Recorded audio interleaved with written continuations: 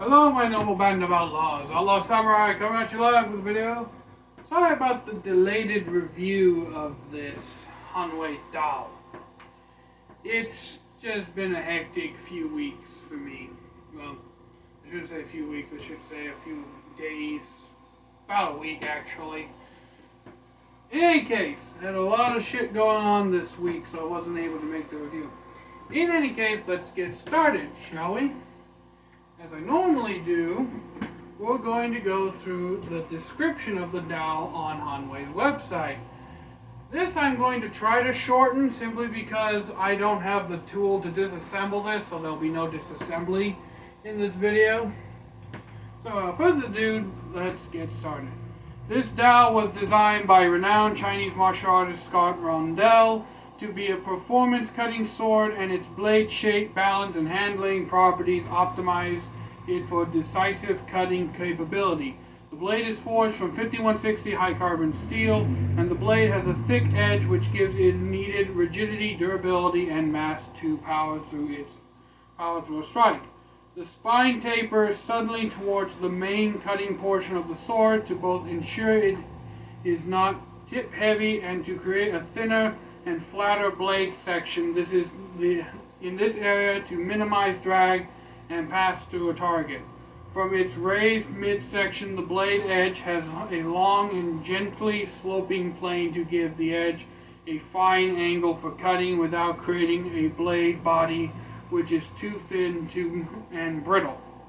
The guard and pommel are cast from stainless steel. The wooden grip is inlaid with panels of red dyed genuine ray skin, which is wrapped with a tight woven leather wrap of fine quality leather. The sword is matched with a companion scabbard of polished wood with stainless steel fittings. Scott M. Rodell has a career in the Chinese martial arts that includes over 30 years of studying in Yang style Taijian,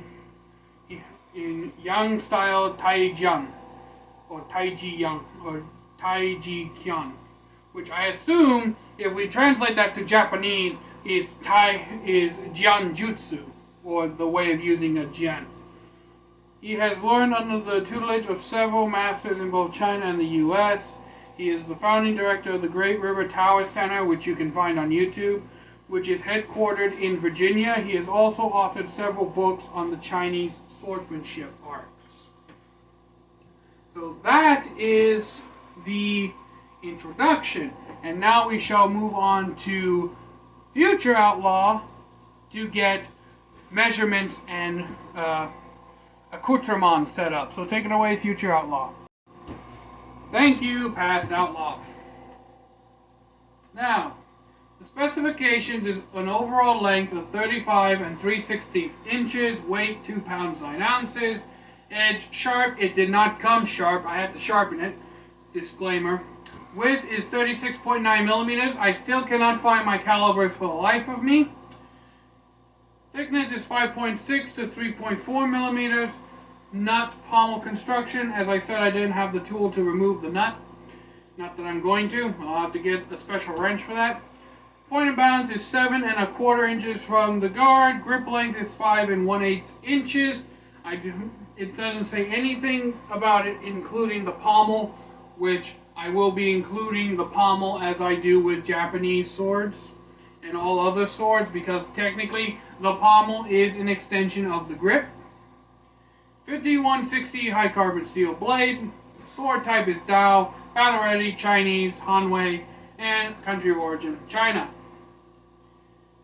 First, we will start with the 35 and 3/16 of an inch.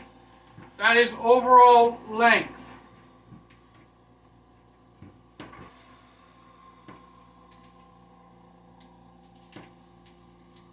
Overall length in scabbard. The damn lip would actually catch.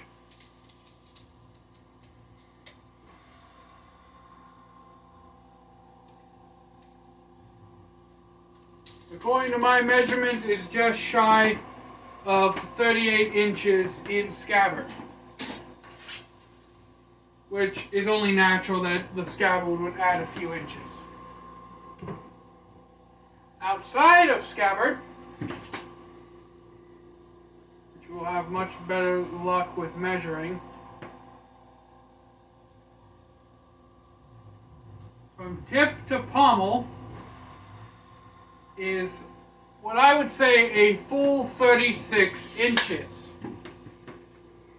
So, very close to what is advertised on Colt of Athena. Next, blade length is 28 7/8 inches. Now, since this has no habaki, we are going to be measuring from tip to the bottom of the cup guard, which, for my estimate, appears to be 29 inches. So again, not that far from 28 7/8 inches. Edge is sharp because I sharpened it. It came dull, as in butter knife dull. Let's see here. Grip length is a full 6.5 inches, including the pommel. So they did not include the pommel when they measured the grip. Without the pommel, it is 5 3/4 inches. Next, the weight.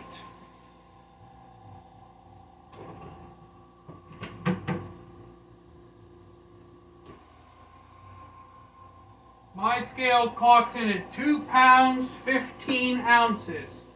So this sword is a full 10, 11, 12, 13, 14, 15, 16 ounces.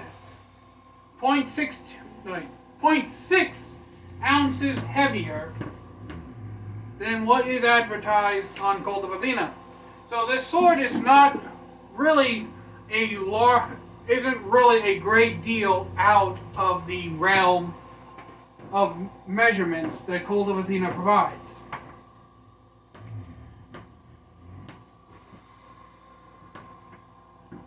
Point of balance.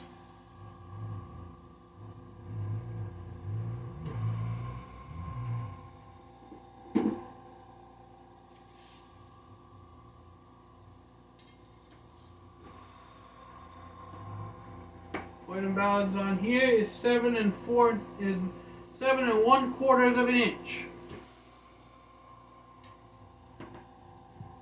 I want to say it's a 7.5 on this one, but that may just be my fat ass fingers. So overall, in total percentage of how much this sword falls short of the parameters set by Colt of Athena, remember that every sword is going to be slightly different. I want to say, percentage-wise, this is a 94% match to Colt of Athena. The reason it loses that 6% is mainly in the 6 ounces of excess weight, which you might not think is a lot of weight necessarily. But 6 ounces is a substantial amount of weight when we are talking about a weapon that is supposed to handle very dexterously. And this type of dowel is supposed to be very dexterous in its use. 6 ounces could mean the difference roughly between 6 extra whole minutes of being able to wield this in a life or death situation, or not. I know I'm kind of overemphasizing this a little bit, but then again, from a marshal's perspective and from sword perspectives, every single ounce is important to keep track of when you're trying to balance the blade. 6 ounces out towards the tip or back towards the guard. If you shave off 6 ounces either way, which is actually a substantial amount of metal when we are talking about a sword blade, can completely change the dynamics and balance of the blade itself. But that's enough for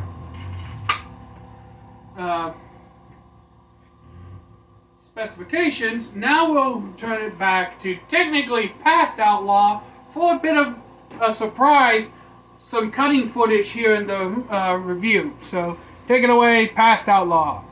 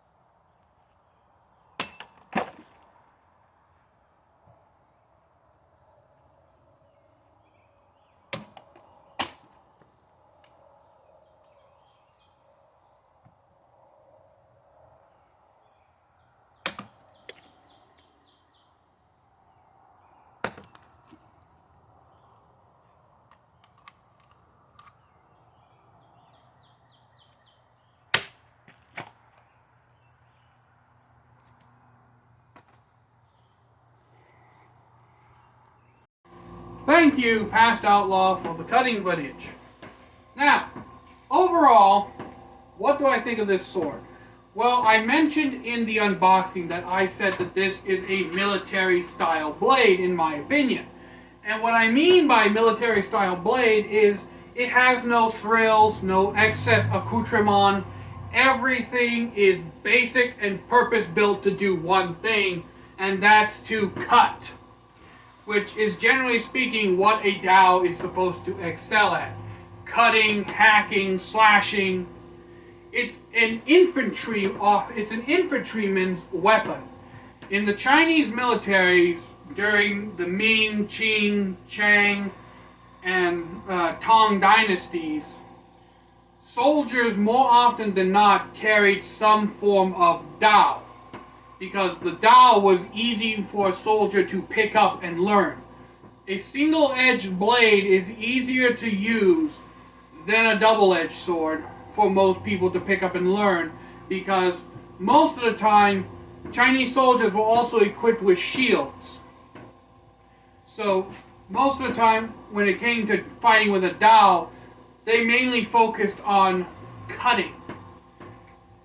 Cutting, slashing, hacking, these were all things that were focused on in the Chinese training, soldiers' training, more than the flamboyant thrusting methods of the jian.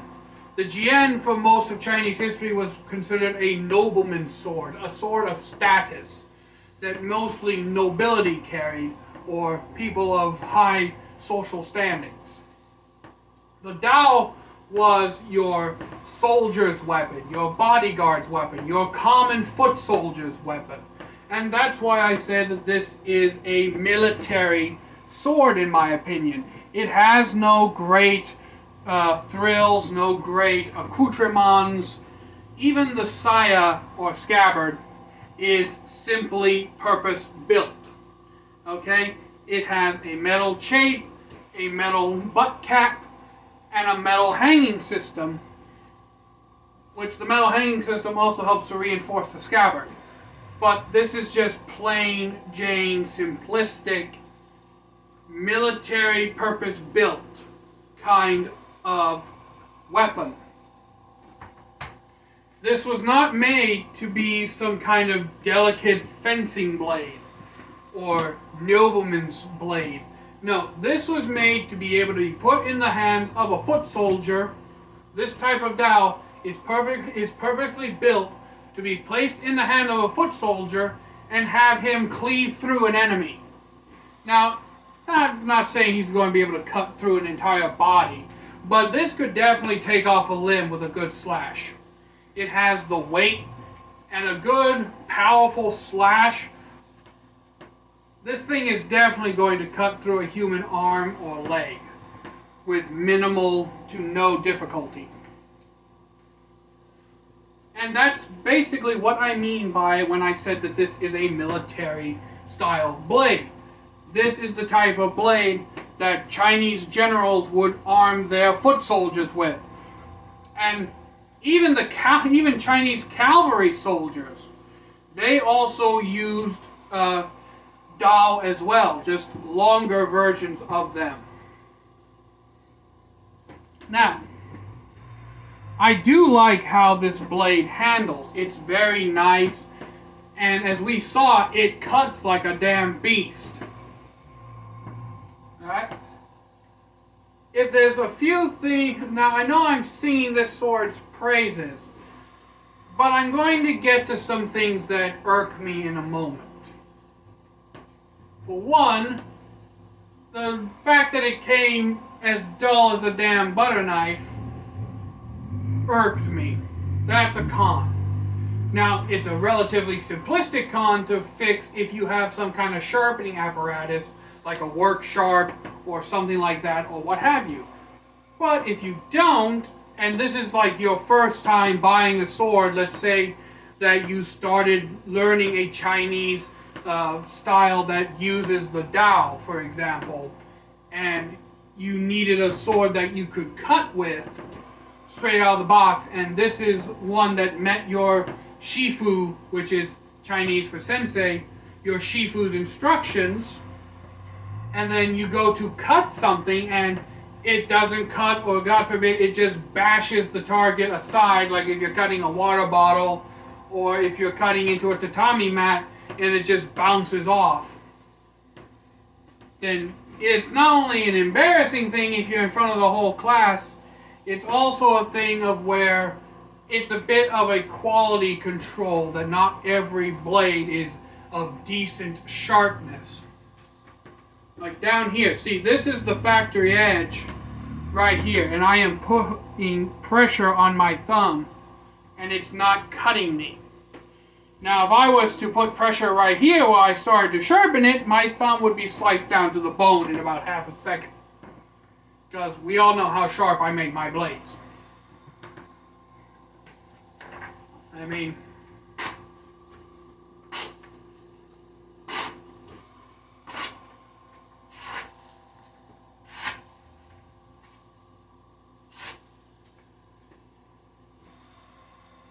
I actually shaved some skin off with that. The point is, sharpness should be a universal thing in quality control. Second is actually at the grip. We're facing a similar situation to the hanwei Raptors, and that is, I can see the paneling underneath the grip. This side is the most atrocious. As we can see right there.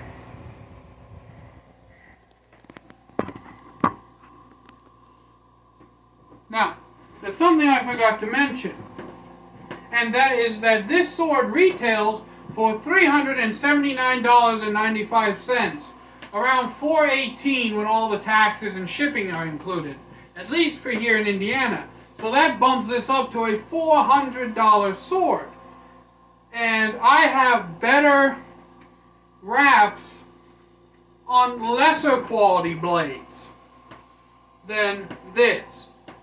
Now, you may be saying, oh, Outlaw, but the cat makes it difficult for them to wrap it like that. Honestly, no, it doesn't, and here's how. You could just add a switch of leather right under here, like a leather riser or a leather pad, right at the pommel. Or you could wrap it once more and have the leather bunch in, fill in the little hoop here. And I would actually prefer this to be just fully filled in with leather down here. Down here. I would just prefer it to be fully filled in with leather and have a flush transition into the pommel. I think that would look better. And I wouldn't be able to see the gap, the panels so clearly. Now, moving on to the actual grip, it's the same suede leather that hanwei is known for using, so it does give you a very fine grip. It's not really going anywhere. I mean, I've chopped tree branches, I've done water bottles. Nothing has loosened up, everything's remained tight from the factory, so there's a plus. Honestly, it comes down to those cosmetic issues that I've seen on other blades. So, those are the pros and cons of the dowel. Next, the scabbard. Honestly, I have no problem with this scabbard. It's nice, it's thick, it's well built. This is my ideal type of scabbard. A scabbard where if I had to, for some reason or another, I could take and beat somebody senseless with. Alright?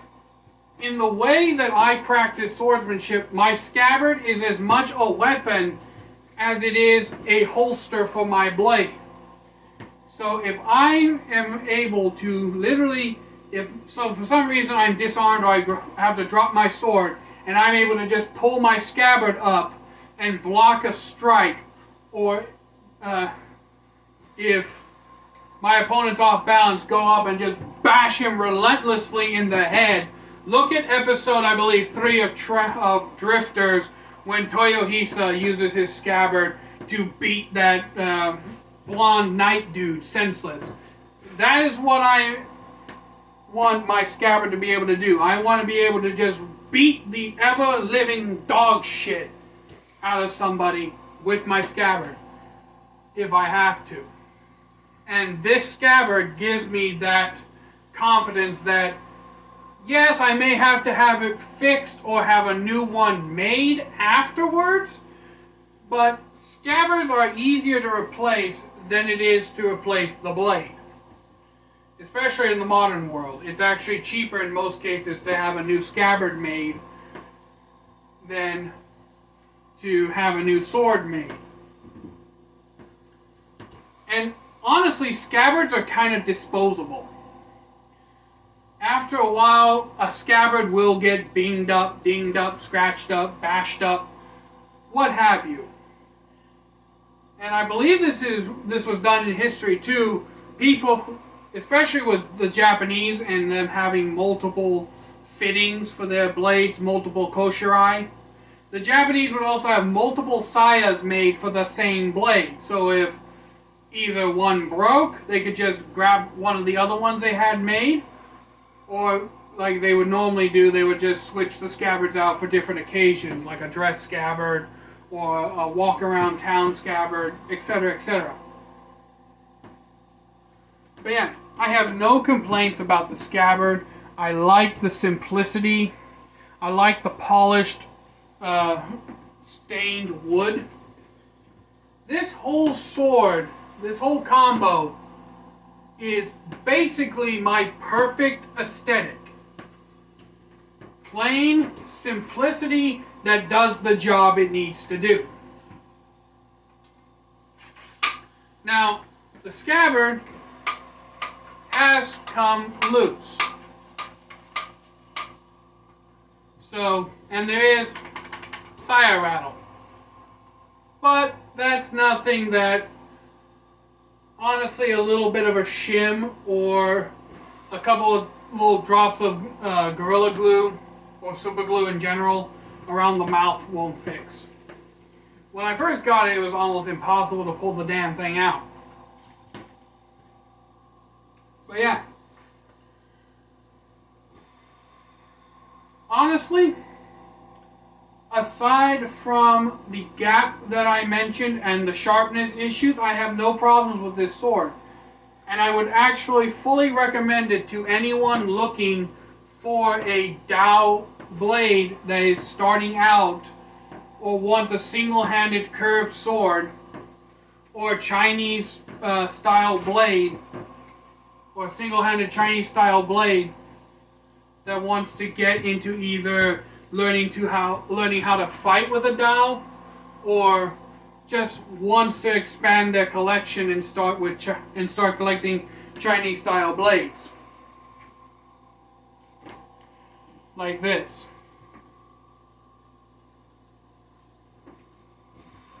So, in conclusion, this is a perfect example of a military style Dao. Now, the price entering into the mid-tier, mid-budget range might deter some people, but if you're really interested in a Chinese sword and you have some money to invest, I'll always say invest in a good quality blade. But if you're just looking for something to bash around in the backyard, a $50 1045 katana from Amazon will also do the same purpose.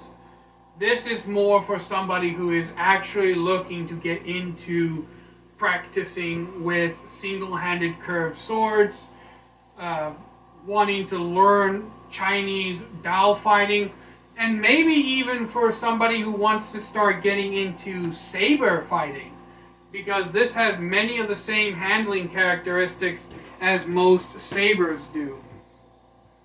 So you could actually cross-train with not only a Dao, but also with sabers, which is a thought. So yeah, in conclusion, cosmetic issues aside, I can't see any reason not to buy this sword, aside from the fact that you may have to sharpen it yourself. Alright? And because of that, it gets an 8 out of 10. It loses a point for the sharpness, and it loses a point for the fact that I can see the damn paneling. Like, I can see the transition between the wood and the panels. It's the same with the Nanabuko Josakuri. So yeah, that basically wraps up everything.